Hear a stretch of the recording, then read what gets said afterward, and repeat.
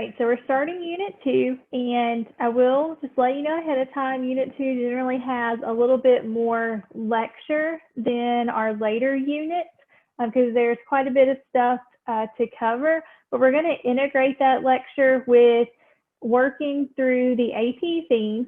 And what we're really trying to identify is kind of, as we're looking at the 13 colonies, we're covering the colonial period, 1607 to 1754. So 1607 will be when Jamestown is established, and then this is the start of the French and Indian War. We're looking at the 13 British colonies on the eastern seaboard of the United States, and we want to answer this question. What factors led to the creation and development of distinct colonial regions in British North America? So the colonies, all 13 of them, are different and unique and individual, but the regions that they are located in also give us a lot of information. And one of the things that gets tested on the AP exam a lot is the differences between the colonial regions. So the regions are generally broken up into three. You've got New England, Middle, and Southern, but we're actually going to break up the Southern region into the Chesapeake colonies of Virginia and Maryland, and I threw North Carolina in there because North Carolina, climate and geography-wise, is going to be a little bit more like Virginia. And then we're going to look at the Southern Atlantic, or the Southern colonies of South Carolina and Georgia, which are more similar to each other. And then we have the Middle colonies and the New England colonies. And we're going to be covering each of these regions throughout the videos this week. And as you watch the videos and work your way through the PowerPoint that will be posted on Classroom as well, we're going to be filling in this chart. And you can see this chart's broken into the regions. So we've got the Chesapeake colonies. Remember, the Chesapeake colonies are part of the Southern colonies. They're kind of the colonies in the upper South. And then we've got the lower South colonies we're looking at as Southern colonies. But just keep in mind, the Chesapeake colonies are still part of the Southern colonies. We've got the New England colonies and the Middle colonies. And then on the side here, I have each of the AP themes. So we're going to be doing some work with those this week to kind of help you with your anchor points and to get us more accustomed to what the AP themes are and what they mean. So as you're watching the videos, you're going to be taking notes in the chart based on where the information would fit in the AP theme. So I'm going to work through that a little bit as I talk about the Chesapeake colonies in this video, and then you're going to be doing it in the subsequent videos, to kind of fill in the chart yourself. If you'd rather print the chart off, you can do that, or you can just type on it and turn it in at the end of the week that way. So let's get started. One other note, you're not going to have something in every box on this chart, and that's okay. I don't expect you to, but what we're trying to do here, the goal is to sum up information and then put where it would fit at. So let's get started, and then I'll kind of show you what I'm looking for with the chart. So we're starting with the Chesapeake. Before we actually do that, I'm going to give you kind of a broader overview. So when we talk about the coming of the English, and while English colonists are coming over to the New World, it's really important to recognize that in order for the settlements to survive that the English create, they need immigration. They need people to come. So between 1607 and 1700, a little over 500,000 people are going to leave England and come to the British colonies. They're also going to settle in Ireland and the West Indies. There's multiple different reasons why people are trying to leave England. Some are being persecuted for religious beliefs and things like that. So they're spreading to different locations, but a lot of them are coming to North America. The majority of the ones who are coming to North America are young single men, and they're typically from the bottom of English society. So these are men that weren't born into wealth, they don't have any land, they're having problems finding jobs and things like that. This is especially what we're going to see at the Jamestown colony. But we also have indentured servants who are coming over from England.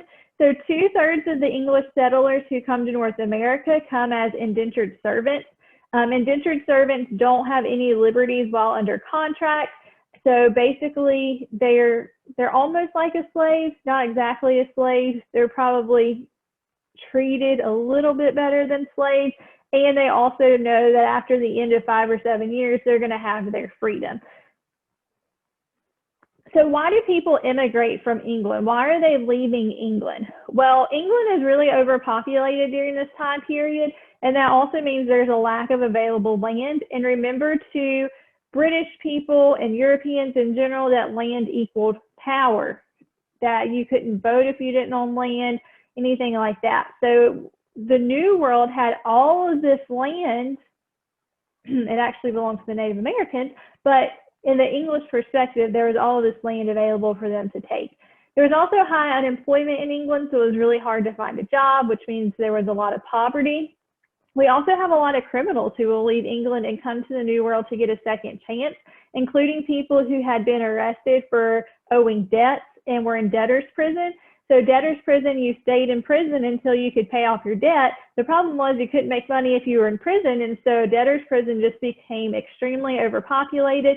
And so the New World offered a place to send those people, especially the colony of Georgia will be a place that a lot of debtors go. And then religious freedom was another aspect of why people would immigrate from England. Okay, so let's start with the Chesapeake colonies. So the Jamestown colony is the first colony established by the British. It's established in 1607. This is their first permanent colony. If you remember from prior history classes, the Roanoke colony was a failure before this, the lost colony, but Jamestown succeeds, although barely. So the Jamestown colony is located in Jamestown, Virginia. This is a picture of kind of the environment. Jamestown was an extremely swampy area. So it's really hot, it's really humid, very swampy. And they build the James Fort right here on the James River. This is kind of a model of what James Fort would have looked like. But Jamestown faced a lot of problems. And in fact, the survival of the settlement was pretty questionable because of a couple of things. There were high death rates. So because it's humid and it's near water, it makes it very easy for mosquitoes to breed, and mosquitoes pass on malaria. And so a lot of colonists are going to die. There's also a lot of frequent changes in leadership. So there was no stability in the Jamestown colony. There was inadequate supplies from England. So they weren't bringing enough supplies. And then as more and more people came, they further didn't have enough supplies. And remember, I told you that a lot of people who are coming to Jamestown, in fact, the first 100 settlers at Jamestown are all men, and they're really poor from England, and they want to find gold. They had heard all of these stories about how the Spanish had gotten wealthy through silver and gold. And so instead of farming and planting crops and things that they could eat, they're busy searching for gold. Well, this is going to lead to problems later on when they don't have anything to eat. They also never find gold, so that wasn't really helpful either. So the winter of 1609 to 1610 is known as the starving time in Jamestown. It was one of the harshest winters. Ecologists have studied that the winter of 1609 to 1610 was one of the coldest in the history of Jamestown. And so 60 out of 500 people survived. That was it. The rest of them died. They either died of starvation, they died of being cold, diseases, things like that. Well, by 1616, about 80% of the immigrants who had first arrived in Jamestown were dead. And so these people are dropping like flies. They're having a ton of problems. So John Smith becomes the new governor of the colony. He begins to get the colony on its feet, and he's going to institute some new policies that will be adopted by 1618 to help the colony survive, including instituting some martial law and some really harsh rules. And I'll tell you why in just a second. But he also introduces the headright system, which allows new settlers to receive 50 acres of land if they will move to Virginia. So that offered some incentive for people to come here. So using that information, if we head over to your chart, one of the things that we can put in the Chesapeake colonies is we can talk about the geography and the environment. So we can talk about how it was swampy and it was unhealthy because of mosquitoes and malaria. So we can put that in geography and environment. If we look right here, we can also put that for migration and settlement, we're seeing that it's mainly men who are coming to settle in this area. And so that might be good to add on to our chart for now. So how does Jamestown survive the starving time? Well, I'm glad you asked. In fact, they survive by eating people. So there have been records from Jamestown, diaries, things like that, people talking about how hungry that they were. And remember that even before the starving time, Jamestown had had a lot of deaths. This is a burial site from 1607, the first year the colony was even established. And so by 1609, it is just getting even worse. And they talk about how they did unspeakable things to survive. And historians always thought they were hinting at cannibalism, but we found out for sure about 7 years ago, they actually discovered the skull of what would have been a 14-year-old girl. So they give her the name Jane. They don't actually know who she is. And they discovered her skull in the cellar kitchen among some bones from different types of animals, squirrels, dogs, different things that they would have eaten. And scientists have reconstructed her face, as you can see here. But you can see they're trying to get to the brain, and then later on they'll bust kind of the back of the skull to get to the meat. Now, Jane was already dead. They don't kill her to eat her. There was a ton of people who had already died at this point, but they were, this does prove that they were turning to cannibalism in order to survive the starving time at Jamestown. Okay, so as we continue talking about the Chesapeake region, the Jamestown colony becomes a tobacco colony. Tobacco becomes the gold in Virginia that they were never able to find. And by the 1680s, it's going to be producing about 30 million pounds of tobacco a year. So tobacco is introduced by John Rolfe, and this expansion of tobacco fields and plantations and things like that is going to create an increased demand for field labor in the Jamestown colony. At first, this is filled with indentured servants, but later in 1619, the first African slaves will arrive. And slaves presented some economic benefits to indentured servants because after you bought one slave, you had it for the rest of its life. So if we add on to our chart here with work exchange and technology, we can put like an increase of slave agriculture or plantation slavery, I should say, starts to develop here.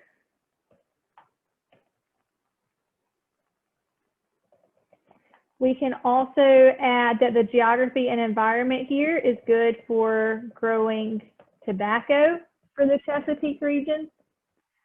And then under migration and settlement, we can put in 1619 that we've got the first African slaves in Jamestown.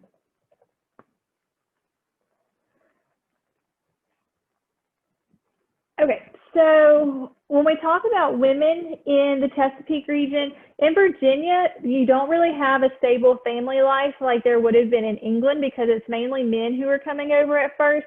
In fact, they actually need women so much, they even do this campaign to get tobacco brides. So it's advertised in England, hey, come over and marry a tobacco farmer in Virginia because like what other options do you have if you're poor? So they're trying to get women to immigrate to Virginia in order to keep the colony going.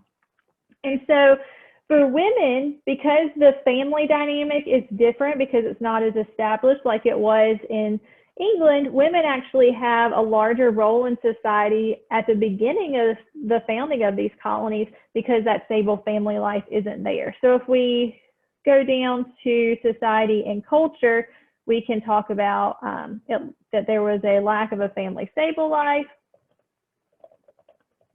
or a stable family life, sorry. And that this allowed women to have a larger role, at least at first. Once the colony gets a little bit more established, that will start to go away.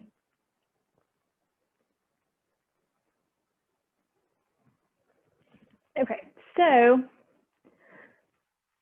We have to keep in mind, though, that this region was already inhabited by people before the English got here, and those people were the Powhatan Indians. So Powhatan was the leader of about 30 tribes near Jamestown, and they eagerly traded with the English when they first arrived.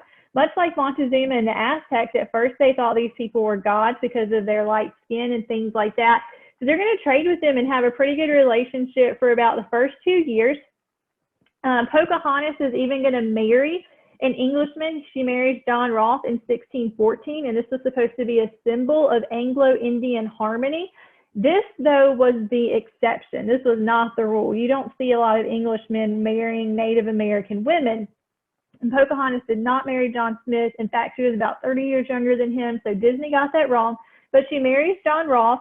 But then things start to deteriorate. So the British are trying to move more and more inland. They're taking more and more of the Powhatan territory. And finally, in 1622, the Powhatan Indians get pretty frustrated with this, and they uprise against the colonists. So there is an attack on the Virginia settlers in 1622. They actually kill about 25% of the colonists at Jamestown, and this will create some massive conflicts. The English will eventually retaliate, and the Native Americans are forced to subordinate to the Jamestown colonists and move west away from the colony.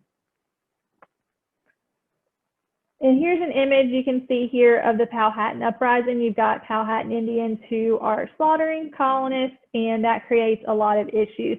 And so we can add this to our chart. If we look under politics and power here, we can add the Powhatan uprising.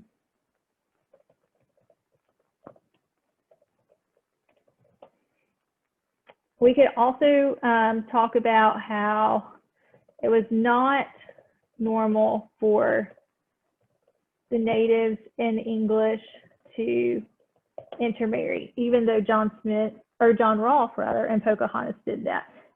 Talking about Pocahontas, this is the Disney version of Pocahontas.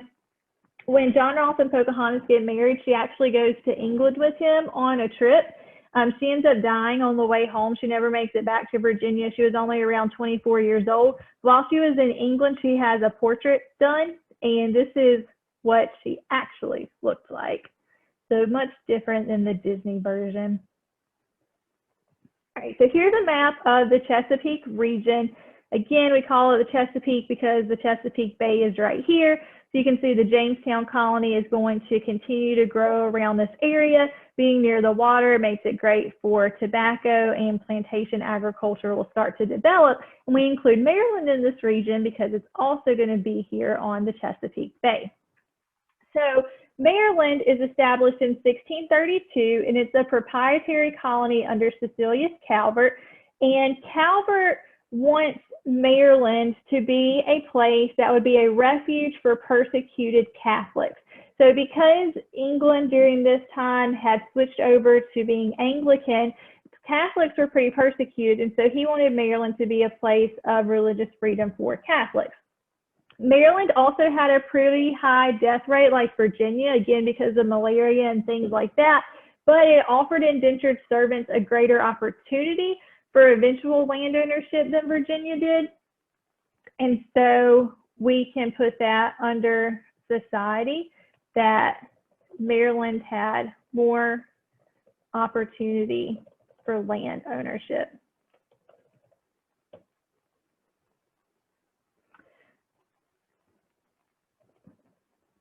Okay, so what happens in Maryland, though, is there's a lot of battles between religion and politics. And by the 1640s, Maryland is kind of on the verge of anarchy, and they end up passing in 1649 the Act Concerning Religion. And this was a huge milestone for religious freedom in colonial America.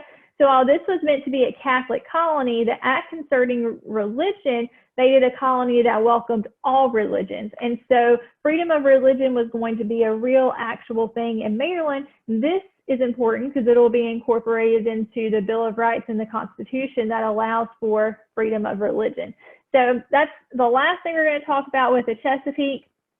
And if we look here at American and national identity, I'm going to put the Act Concerning Religion.